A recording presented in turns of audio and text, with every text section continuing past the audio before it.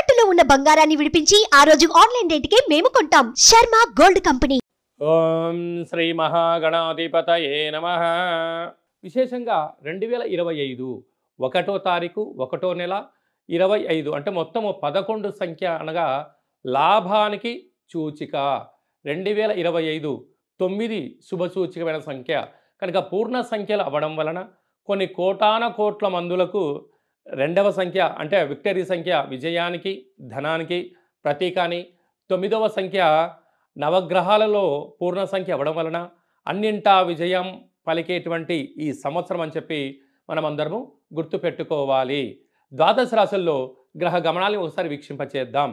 వృషభ రాశిలో దేవగురు బృహస్పతి సంచార స్థితి, కన్యరాశిలో కేతు సంచార స్థితి, కుంభరాశిలో శని భగవానుడు సంచార స్థితి, మీనరాశిలో రాహు సంచార స్థితితో ప్రధానంగా గ్రహ గమనాలు ఈ విధంగా ఉన్నాయి.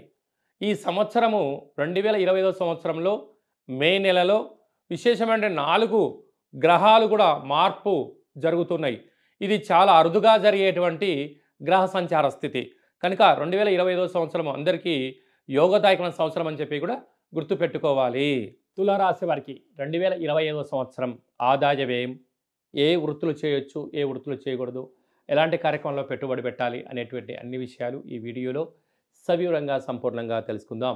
తులారాశిలో ఏ నక్షత్రాలు వస్తాయనగా చిత్తా నక్షత్రంలోని 3వ పాదం 4వ పాదం, స్వాతి నక్షత్రంలోని 4 పాదాలు, విశాఖ నక్షత్రంలోని 1, 2, 3 పాదములు కలిపితే తులారాశి అవ్వడం జరుగుతుంది. చాలామందికి పుట్టినటువంటి కాల సమయంలో డేటా బర్త్లు లేనటువంటి కారణం వలన పేరు యొక్క మొదటి అక్షరాన్ని అనుసరిస్తూ ఆ రాశిని తెలుసుకునే ప్రయత్నం చేద్దాం. రా, రి, శ్రీ, రు, రే, రో, తా, తి, తు, తే అక్షరాల వారందుడు తులారాశి జాతకులు. తులారాశి యొక్క అధిపతి శుక్ర భగవానుడు. వీరి యొక్క ఆదాయ వ్యయాన్ని మనం ఒకసారి పరిశీలించినట్లయితే 11 ఆదాయం, వ్యయం 5. ఈ సంవత్సరం అదృష్ట రాశులలో అధిక ధనాదాయం మిగిలించే రాశులలో తులారాశి ఒకటని చెప్పి కూడా మీరు గుర్తుపెట్టుకోగలగాలి. అందుకే 11 రూపాయలు సంపాదిస్తే కేవలం 5 రూపాయలు ఖర్చు అవుతున్నాయి, 6 రూపాయలు మిగులుతున్నాయి. స్థిరాస్తులు, చరాస్తులు, షేర్లు, బంగారు ఆభరణాలు, నూతనమైన వాహనాలు, విదేశాలకు వెళ్ళాలి, పెట్టుబడులు, బ్యాంకు యొక్క లావాదేవీలు, ఉన్నతమైనటువంటి జీవితం స్వాగతం పలకాలి అనుకుంటున్న వారందరికీ కూడా ఈ సంవత్సరము సువర్ణపు అధ్యాయం అని చెప్పి కూడా గుర్తుపెట్టుకోగలగాలి. అలాగే చిత్తా నక్షత్ర జాతకులకు సంవత్సరం చివరిలో అనగా 2025 డిసెంబర్ నుండి 26 వరకు అనుకూలంగా ఉండదు. అలాగే విశాఖ నక్షత్ర జాతకులకు ఏప్రిల్ నుండి డిసెంబర్ వరకు ప్రారంభ సున్నా మధ్య సున్నా కారణం వల్ల వాహన ప్రమాదాలు పొంచి ఉన్నాయి, మనోవేదన, అనవసరం ఖర్చులు పెరుగుతున్నాయి కనుక వీలైనంత వరకు మౌనంగా ఉండే ప్రయత్నం చేయండి.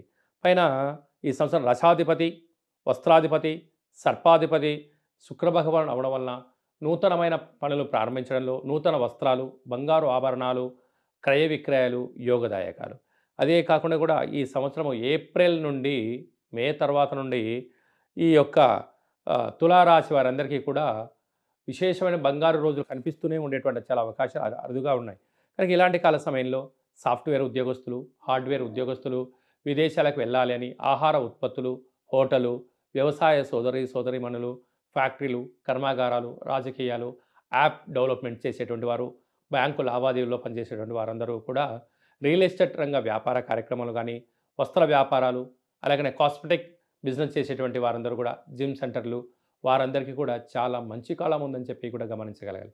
కనుక ఇలాంటి కాల సమయంలో వీలైనంత వరకు సూర్య నమస్కారం చేయడం, ఆరోగ్యాన్ని కాపాడుకోవడం, వేలకు తిండి తినడం, వేలకు నిద్రపోవడం, వీలైతే స్వయం కృషి, స్వయం పట్టుదల అంటే మీరు ఏదైతే చేయగలరో, ఏదైతే మీకు అనుభవం ఉందో ఆ ఫీల్డ్లో మీరు ముందుకు వెళ్ళగలిగితే అనూహ్యమైన లాభాలు, స్థిర చరాస్తులు మీ సొంతమవుతాయి.